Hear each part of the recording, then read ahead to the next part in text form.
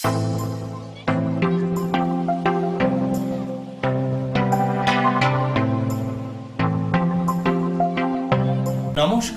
আমি সুকৃতি দান। আশা করি আপনারা সবাই ভালো আছেন। আপনারা সবাই দেখছেন অ্যাস্ট্রো সলিউশন। আজকে আমি আলোচনা করব বিখ্যাত লেখক জেমস অ্যালেনের অ্যাজ এ ম্যান থিঙ্কিং এই বইটার উপর বেস করে বিশেষ কিছু উক্তি বা কোট সম্বন্ধে। দেখুন, প্রথমেই বলবো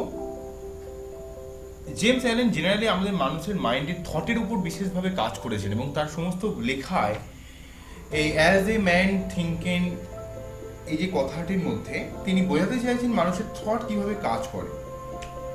তিনি মানুষের যে থট, মানুষের যে চিন্তাভাবনা, সেটাকে মানুষের মাইন্ডটাকে একটা সুন্দর গার্ডেনের সঙ্গে তুলনা করেছেন। জেনারেলভাবে একটা বাগানে যেমন ফুল গাছ থাকে এবং সেই ফুল গাছগুলোকে বা ভালো যে গাছগুলো থাকে সেই গাছগুলোর আশেপাশে যাতে আগাছা গাছ না জন্মায় সেটার দিক থেকে যেমন আমাদের সবসময় একটা বিচক্ষণ দৃষ্টিতে লক্ষ্য রাখতে হয় এবং কোনো রকম আগাছা গাছ জন্মালে যেমন সেই গাছগুলোকে আস্তে আস্তে কেটে দিতে হয় এবং সেগুলো যেন খুব বেশি বড় না হতে পারে, কেননা ওই আগাছা গাছ যদি বড় হয় তাহলে কিন্তু বাগানের যে মেন গাছগুলো সেগুলো কিন্তু খাদ্য পাবে না এবং আগাছায় পরিপূর্ণ হয়ে যাবে এবং বাগান অপরিষ্কার হয়ে যাবে। তিনি এইখানে আমাদের মাইন্ডকেও এই বাগানের সঙ্গে তুলনা করেছেন। তিনি বলছেন যে ভুলভাল যে থট, ভুলভাল যে চিন্তাভাবনা, সেগুলোর একদম বেসিক লেভেলে আমাদের মাইন্ডে প্রবেশ করার আগে সেগুলোকে রুট সমেত ফেলে দিতে। ক্রমাগত আমরা যদি সেই ভুলভাল চিন্তাভাবনার জিনিসপত্রগুলি যদি না ফেলতে পারি, পরবর্তীকালে সেই আগাছা অর্থাৎ ভুলভাল থট, রং থট আমাদের চিন্তাভাবনার মধ্যে প্রবেশ করবে এবং সেটা এককালে বড় হবে এবং সেখান থেকে আমাদের টোটালি ভুল পথে নিয়ে যাবে এবং আমরা তখন আমাদের যে চিন্তাভাবনা সেটাকে চাইলেও ভালো করতে পারবো না। তিনি এইভাবেই বলছেন, just as a gardener cultivated his plot, keeping it free from weeds and growing the flowers and fruit which he required, so may a man tend the garden of his mind, weeding out all the wrong, useless and impure thoughts and cultivating towards perfection the flowers and fruit of right, useful and pure thought. অর্থাৎ ভুলভাল যে জিনিসগুলো, ভুলভাল thought, রং থটগুলোকে আমাদের ঝেড়ে ফেলতে হবে। সেইগুলো যেন আমাদের মনের অন্তরে প্রবেশ করতে না পারে। খুব আগে থেকে সেগুলোকে সরিয়ে ফেলতে হবে, সেগুলোকে কেটে ফেলতে হবে, রুট সমেত সেগুলোকে ফেলে দিতে হবে, মূল সমেত সেগুলোকে উগড়ে ফেলে দিতে হবে, যাতে আমাদের মাইন্ডের মধ্যে ভুলভাল চিন্তাভাবনা না প্রবেশ করতে পারে। আজকের যদি আমরা এই নিজেদের পিউরিটি থট বজায় রাখতে পারি, তাহলে পিউরিটি অফ থট যদি বজায় রাখতে পারি তাহলে কিন্তু জীবনে আমরা অনেক উন্নতি করতে পারবো। ঠিক আছে? তাই তিনি বলছেন, by the right choice and true application of thought man ascends to the divine perfection। অর্থাৎ মানুষ যদি তার চয়েস ঠিক করতে পারে, তার থটকে বা তার চিন্তাভাবনার লেভেলকে যদি ঠিক রাখতে পারে, সে কিন্তু ডিভাইন পারফেকশন অর্থাৎ দৈবিক পারফেকশন। এখানে দৈবিক পারফেকশন মানে কি? যদি সে জীবনে কোনো ভুলও করে, সে খুব তাড়াতাড়ি নিজে থেকে অ্যাওয়ার হয়ে যাবে, সে খুব তাড়াতাড়ি নিজেকে সজাগ করে নিতে পারবে। ঠিক আছে? সে তার নিজের সঠিক পথে সে ফিরে আসতে পারবে। ঠিক আছে? অর্থাৎ ডিভাইন পারফেকশন বজায় রাখতে পারবে। অর্থাৎ by the right choice and the true application of thought man ascends to the divine perfection. অর্থাৎ একটা পিওরিটি অফ থট যদি সে বজায় রাখতে পারে, সে সবসময় নিজের লাইফের মধ্যে একটা ডিভাইন পারফেকশন বজায় রাখতে পারে। ঠিক আছে? এটা তিনি বলছেন।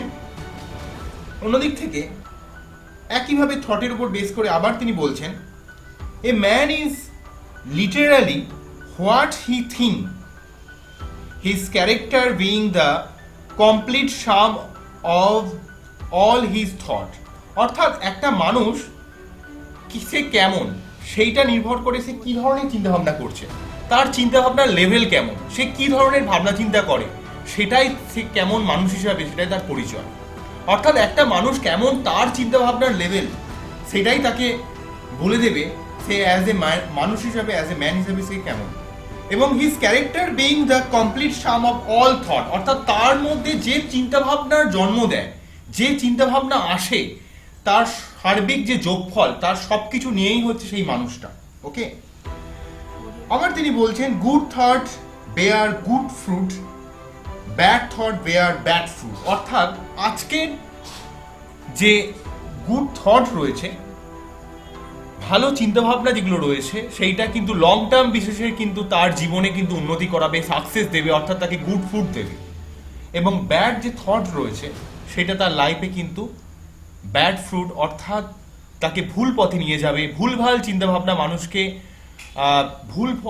ভুলভাল পথে নিয়ে যাবে, এটাই তিনি ইন্ডিকেট করছেন।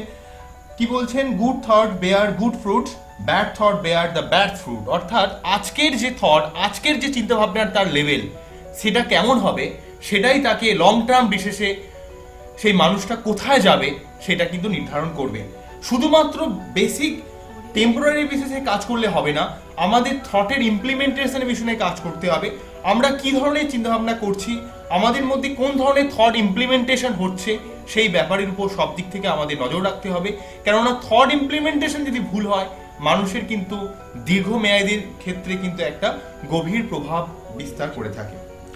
ঠিক আছে, অন্যদিক থেকে আবার দেখুন উনি বলছেন man do not attracted that which they want but what which they are. অর্থাৎ মানুষ যেটা চায় সেই অনুযায়ী সে কিন্তু অ্যাট্রাক্ট হয় না, মানুষ সেই অনুযায়ী অ্যাট্রাক্টেড হয় সে নিজে যেমন। অর্থাৎ man do not attracted what which they want, সে যে কি চায়, অর্থাৎ চাইলে কিছু হবে না। আমি এটা খুব ভালো চাই, ভালো কিছু করতে চাই, এটা চাইলে, অর্থাৎ উইশফুল থাকলেই হবে না।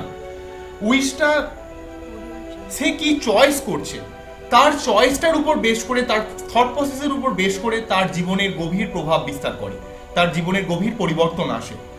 ঠিক আছে, আবার তিনি বলছেন act is the blossom of the thought and joy and suffering are its fruits. Does a man gardener in the sweet and bitter fruitage of his husbandry.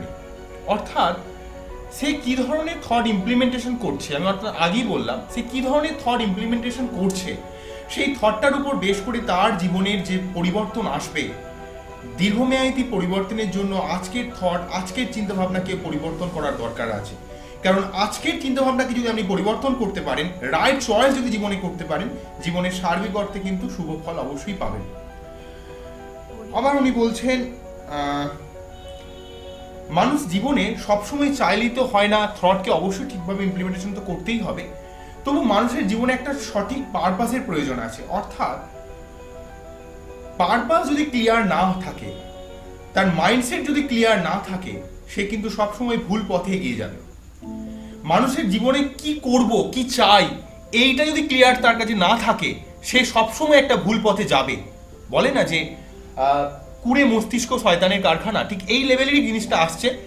The purpose is the Keystone in the temple of achievement. অর্থাৎ আমরা যে achieve করতে চাই, আমরা যে গোল যেটা achieve করতে চাই, তার যে purpose, it the bind and hold together in a complete whole that which would otherwise lie scatter and useless. অর্থাৎ আমাকে এখন যে পারপাসে আমি এগিয়ে যাচ্ছি, সেই পারপাসটা আমাকে যদি ক্লিয়ার থাকে, আমি তাহলে জীবনে সঠিক পথে চলতে সমর্থ হব। সুতরাং মোটামুটিভাবে জেমস অ্যালেন তার এই বিখ্যাত বই অ্যাজ এ ম্যান থিঙ্কেন, এই বইয়ের মাধ্যমে তিনি সার্বিক বইয়েতে বারে বারে দেখানোর চেষ্টা করেছেন মানুষের থট, মানুষের ইমপ্লিমেন্টেশন, মানুষের মাইন্ড কিভাবে কাজ করে। অর্থাৎ একটা মানুষ কি ভালো হব বলেই যে ভালো হতে পারে না, অর্থাৎ সে লাইফের জন্য যেটা চয়েস করছে, সে যেটা বলছে, সে যেটা ভাবছে, সেটাই তার নিজের পরিচয়, ঠিক আছে? তার সেই নিজের চিন্তা ভাবনাটাই তার কি বলবো, তার নিজের চিন্তা ভাবনাটাই তাকে এই সমস্ত ব্যাপারগুলোকে সবসময় নির্দেশ করছে। সুতরাং অবশ্যই আপনাদের সঠিক ইমপ্লিমেন্টেশন করার জন্য, সঠিক চয়েস করার জন্য, জীবনে সঠিক উন্নতি করার জন্য আপনাদের কিন্তু সঠিক পথে চলতে হবে।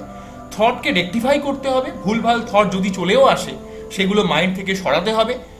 যেমন আগাছাকে যেমন বাগান থেকে মূল সমেত উগড়ে ফেলে দিতে হয়, ঠিক সেইভাবেই কিন্তু মাইন্ড থেকে আমাদের ভুলভাল অর্থাৎ রং থটকে আগাছার মতো উগড়ে ফেলে দিতে হবে, তাহলেই জীবনে উন্নতি করতে পারবো। আশা করব আপনারা এই বইটাকে পড়বেন। অ্যাজ এ ম্যান থিঙ্কিং এই বইটা পড়লেই জীবনে অনেক অংশ আপনাদের ক্লিয়ার হবে। তবু যতটুকু আমি পারলাম আপনাদের জিনিসটাকে বোঝানোর চেষ্টা করলাম। আমার এই অনুষ্ঠানটিকে কেমন লাগলো জানাবেন, এবং আবারও পরে দেখা হচ্ছে এই ধরনের কোনো অনুষ্ঠান নিয়ে। নমস্কার, থ্যাংক ইউ।